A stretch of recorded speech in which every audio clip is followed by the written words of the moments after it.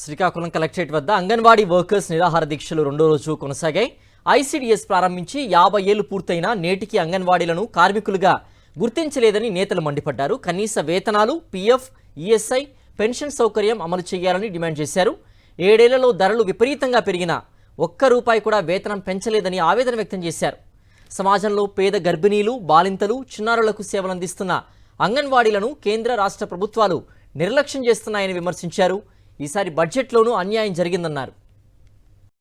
అయితే కనీస వేతనం 26,000 అమలు చేయాలని చెప్పేసి మేము ఈ సందర్భంగా డిమాండ్ చేస్తున్నాము.